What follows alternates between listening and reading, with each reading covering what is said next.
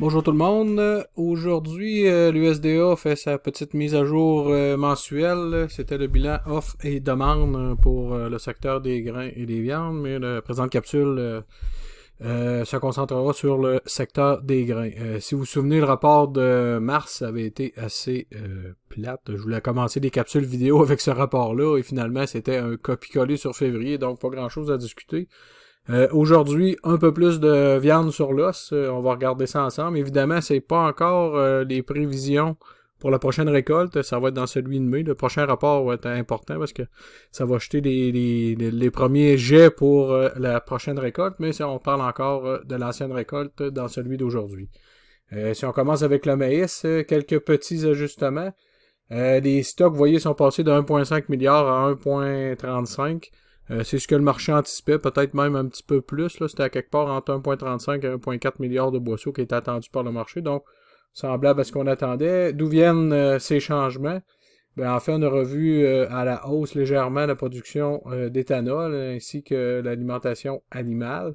Et évidemment, on a augmenté les exportations parce que, comme vous savez, les exportations fonctionnent à plein régime. Les ventes sont excessivement élevées présentement. On est presque rendu à l'objectif. C'est pour ça qu'avec la petite légère hausse qu'on a là, on verra dans le tableau tantôt, mais on s'approche du 100%, puis la campagne se termine le 31 août, donc les ventes actuelles ont forcé la main, d'autant plus la main de l'USDA, d'autant plus que le stock a commencé à bouger. Ce qui était la crainte, c'est que beaucoup de stock vendu, mais peu de stock avait bougé. Mais là, depuis quelques semaines, on roule à quelque part entre 1,5 et 2 millions de tonnes à chaque semaine.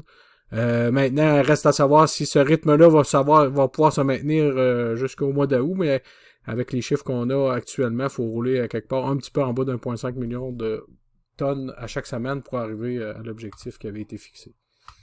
Donc, puis au niveau mondial, évidemment, c'est une baisse. Vous voyez, les stocks sont passés de 287, presque 288 dans le précédent rapport à 284 dans celui-ci. Évidemment, c'est la baisse des stocks américains et une révision à la baisse de 500 000 tonnes là, de production en Argentine. C'est à partir de ça qu'ils sont arrivés à ces chiffres-là. Si vous regardez le ratio stock-usage aux États-Unis, c'est resserré de 1%. On était déjà extrêmement serré à 10,3%. On est rendu à 9,2%. Si on regarde, je parlais des exportations tout à l'heure, vous voyez, c'est le nouveau chiffre, c'est 67, presque 68 millions de tonnes qui est prévu en termes de vente à l'exportation. On en a déjà un peu plus de 66 de réalisés, donc on est à 98% de cet objectif-là. Il reste encore quelques mois avant la fin de la campagne. Ça va être intéressant à suivre cette valeur-là. Est-ce qu'elle va continuer de réviser à la hausse ou éventuellement peut-être des annulations qui pourraient arriver, mais il reste que c'est un chiffre qui est extrêmement élevé et ça va être des exportations records si ce chiffre-là se concrétise au final. Maintenant, au niveau de l'éthanol, vous voyez, ça a été un début plutôt lent, mais si on regarde la petite ligne rouge qui est la production d'éthanol de la présente campagne, vous voyez que la tendance, si on va tirer une ligne de tendance là-dessus, on est à la hausse. La semaine dernière, on était rendu à 975 000 barils par jour. On s'approche du million de barils, donc on s'approche des valeurs où est-ce qu'on était peut-être avant la COVID. Est-ce qu'on va réussir à revenir à ces niveaux-là d'ici le mois d'août? Peut-être, d'autant plus avec la réouverture de l'économie américaine, la demande en essence devrait logiquement se rétablir, donc la demande d'éthanol devrait remonter au fil des mois. Donc, c'est pour ça que l'USDA s'est vu forcer un peu d'augmenter. Je pense que c'est un 50 millions de boisseaux là, pour la production d'éthanol aux États-Unis. Je vous avais sorti ce petit tableau-là dans la première capsule que je vous avais faite là, en mars. Il a été mis à jour avec les prix d'exportation pour le maïs. Je trouvais ça intéressant de savoir où est-ce qu'on se situe, là, les principaux pays exportateurs de maïs. Je l'ai fait également pour le soya et le blé. Vous regardez au 6 avril, c'est l'Argentine où est-ce que le maïs était le moins dispendieux à 239 la tonne. Les États-Unis, deuxième à 258. Vous voyez, depuis le mois de mars, en fait, le prix aux États-Unis a peu varié, resté assez stable, là, à 251 la tonne. En Ukraine, on est à 262. Là aussi, les prix sont assez stables. Et au Brésil, on sent une petite tendance à la baisse sur le prix au Brésil, mais on est quand même le pays où est-ce que le prix est le plus élevé à 271 la tonne. Marché à terme, qu'est-ce que ça a donné aujourd'hui, la séance d'aujourd'hui? Bien évidemment, comme ça a sorti des valeurs que le marché s'attendait.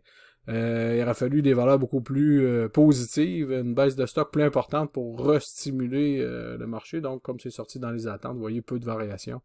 Même le contrat de la prochaine récolte, décembre, très très peu. Il n'y a pas overview, c'est un quart dessous qui apparaît pas sur ce tableau-là parce que les chiffres sont arrondis, là, mais très peu de variations, même pour les contrats rapprochés. Par contre, si vous regardez le graphique, vous voyez que le contrat, celui-là, c'est le contrat de mai. Fait un nouveau haut aujourd'hui, quoique termine plus bas que la fermeture d'hier, mais quand même, on a réussi à faire un haut là-dessus. Mais ce que ça veut dire, c'est probablement que ça va prendre quelques bonnes nouvelles positives pour continuer à tirer les prix vers le haut. Et c'est possiblement la saison des récoltes, la saison des semis, excusez, qui est déjà débutée aux États-Unis. C'est vraiment un marché de météo américain qui va commencer à lider le marché. Maintenant, pour le soya, si on regarde le bilan du soya, si vous regardez les stocks de fin, on s'attendait, c'est sûr, à pas des grands changements avec des stocks aussi serrés. Ben, il n'y en a eu aucun. Par contre, on a jonglé avec quelques chiffres qu'il faut qu'au final, on arrive avec des stocks équivalents à ce qu'on avait le mois précédent, à 120 millions de boisseaux. Donc, on a baissé un petit peu la trituration et ça a été compensé par une hausse des exportations parce que là aussi, présentement, on est sold out. Si on prenait l'objectif d'exportation qui avait été fixé avant cette révision-là, on était déjà rendu un petit peu plus que ce qui était prévu et la campagne termine aussi au mois d'août. Donc, puis avec des stocks aussi serrés que ça, on se demande d'où le stock peut provenir. Donc, s'il ne va pas à la trituration, on va pouvoir aller à l'exportation. Donc, c'est un peu ça le jeu là, dans ça. Mais vous comprenez qu'on ne peut pas reviser à la baisse de 400 millions de boisseaux le soya. On est déjà à 120 millions qui est extrêmement serré. Vous voyez le ratio stock-usage qui est seulement à 2,6%. Donc, pas beaucoup de marge de manœuvre à ce niveau-là. Donc, on ne peut pas s'attendre d'ici la fin du mois d'août à des gros changements dans ce bilan-là qui est déjà très serré. Et au niveau mondial, les stocks, vous voyez, on est passé de 83,7 millions de tonnes à 86, presque 9. D'où provient cette augmentation-là? Ben, le Brésil, la production est passée de 134 à 136. Le crushing, la trituration en Chine a été revue à la baisse de 2 millions de tonnes. Qui fait en sorte, vous allez dire, ça arrive nul, mais c'est avec quelques autres petits changements, qui fait en sorte qu'on a eu des stocks qui sont à la hausse, des stocks finaux à la hausse à 87 millions de tonnes. Là aussi, les prix d'exportation dans le soya, c'est des prix moyens pour le mois de mars. Vous voyez que c'est le Brésil où est-ce que les prix sont le plus concurrentiels, suivi de proche par l'Argentine et les Américains à 548. Est-ce que c'est surprenant de voir le soya américain avec un prix beaucoup plus élevé que ses compétiteurs? Ben, on a la réponse tantôt avec des stocks aussi serrés. C'est normal que les prix se soient raffermis. Puis je voulais attirer votre attention. C'est normal qu'à cet ainsi d'année, si vous regardez le début du graphique, l'année passée à pareille date, là aussi, les Américains avaient le prix du soya le plus élevé, mais vous voyez que les lignes étaient très, très, très, très collées. On était très près des valeurs du soya brésilien. Alors que là, on s'en éloigne, vous voyez, je dirais depuis le début de l'année, là, la courbe, on est repassé à la fin du mois de février au-dessus du prix de l'Argentine. Et ça pourrait continuer à s'agrandir, cet écart-là, évidemment, avec une récolte record au Brésil et des stocks très serrés aux États-Unis. Donc, cet écart-là, je pense qu'il est appelé à encore s'agrandir dans les prochains mois. Donc, ce que ça veut dire, c'est que les Américains, de toute façon, ont presque tout vendu ce qu'il y avait disponible. Donc, est-ce que ça a vraiment un impact sur les prix? Non, parce qu'il n'y a plus grand-chose à vendre. Donc, mais ça permet quand même... Il y a une certaine logique là, qui est derrière ces prix-là.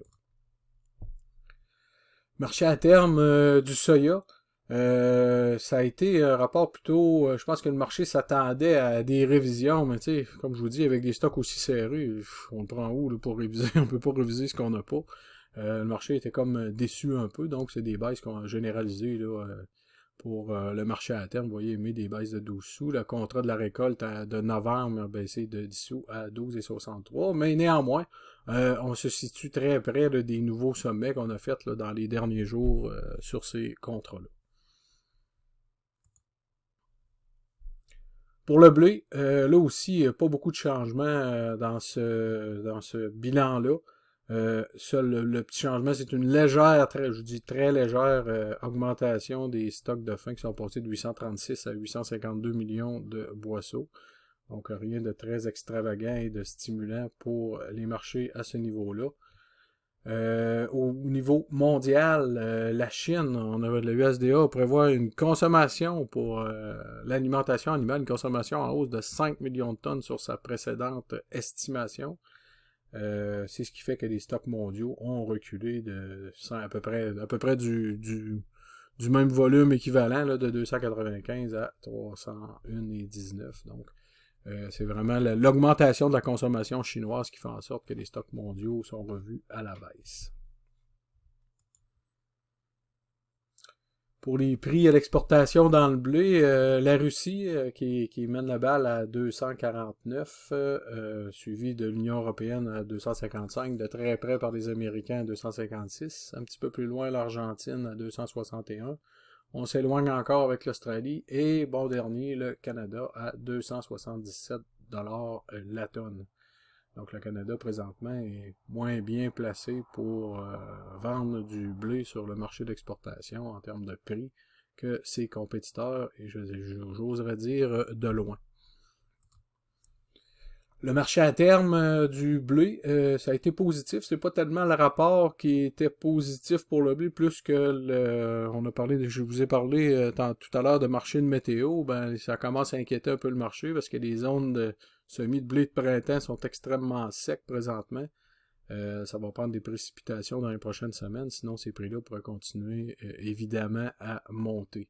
Donc c'est une tendance, vous voyez que c'est pas juste aujourd'hui, cette hausse-là, c'est une tendance qui a débuté la semaine dernière. Donc c'est plus un marché de météo et de crainte de perte de rendement par rapport à la quantité de précipitations prévues et des sols déjà extrêmement secs. J'espère que ça vous a plu. Comme d'habitude, si vous avez des commentaires, des questions, n'hésitez pas, vous pouvez communiquer avec moi par téléphone au 418-882-6995 ou par courriel au info@bidagri.com. Sur ce, je vous souhaite une excellente fin de semaine qui s'annonce ensoleillée. Merci. Bonjour.